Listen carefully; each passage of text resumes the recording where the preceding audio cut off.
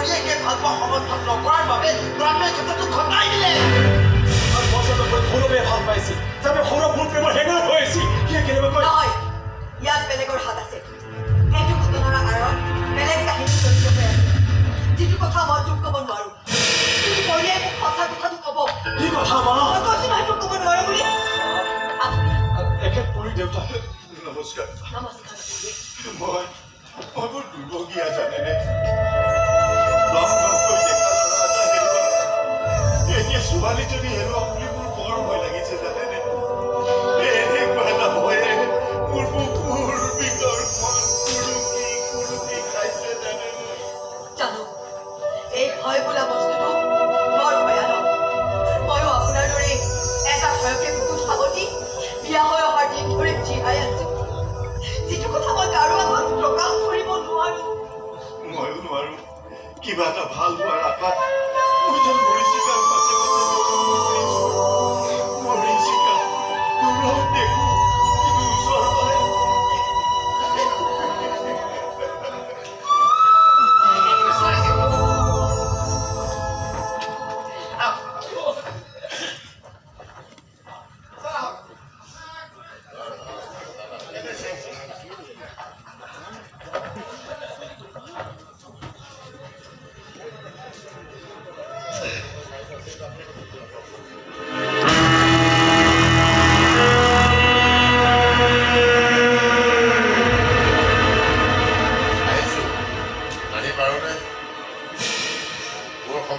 শিক্ষিত ছোৱালীৰ ক্ষেত্ৰত এনেকুৱা এটা ঘটনা ঘটিছে, খবৰটো পায়ে মই দৌৰি আহিছো।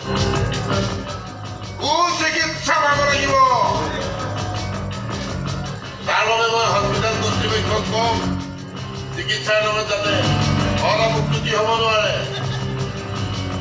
সাংবাদিক আদিত্য বেজৰ মৃত্যুত বহুতে মোক সন্দেহ কৰিছে, কিন্তু এইটো বোকাত মিছা কথা। নেতাৰ ভাল বেয়া সাংবাদিকে লিখিবই, এইবিলাক সাংবাদিকক মাৰি পেলাম নেকি? সমষ্টি উন্নয়নৰ বাবে মই যিমানবোৰ ভাল কাম কৰিছোঁ, তাৰ মাজত দুই এটা কাম বেয়া নোহোৱাও নহয়। কিবা এটা হৈছে, এই কৰা উল্লেখ কৰি কোনোবাই নিউজ কৰিলে বুলি মই সাংবাদিকক মাৰি পেলাম? এয়া অপজিশ্যনৰ চাল, তেওঁলোকৰ এটাই লক্ষ্য, এটাই উদ্দেশ্য, এনেকৈ মোক জনমানসত সেৱা প্ৰতিপন্ন সজাই আগন্তুক নিৰ্বাচনে মোক পৰাজিত কৰিব পাৰে। সেই উদ্দেশ্য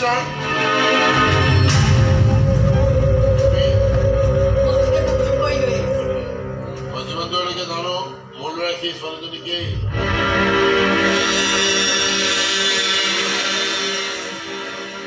তাৰমানে মোৰ ল'ৰাই আপোনাৰ ছোৱালীক ভাল পায়। আপুনি মই আপুনি কৰিব, এই ভাল পোৱাৰ প্ৰতি সন্মান জনাই মই আজি কথা দিলো, আপোনাৰ ছোৱালীক মই মোৰ ঘৰলৈ বোৱাৰী কৰি লৈ আহিছো। মোৰ ল'ৰা ভাল পোৱাৰ স্বাৰ্থত আৰু এজন জননেতা হোৱাৰ দায়িত্বত সমাজৰ উন্নতিৰ হকে এইটো ছাৰ এই কামটো কৰিছে ছাৰ। এইবিলাক পৰিকল্পনা ভাল পাইছে। তোৰ প্ৰেমক আঘাত কৰ, তোৰ প্ৰেমৰ মোক চকু দিয়।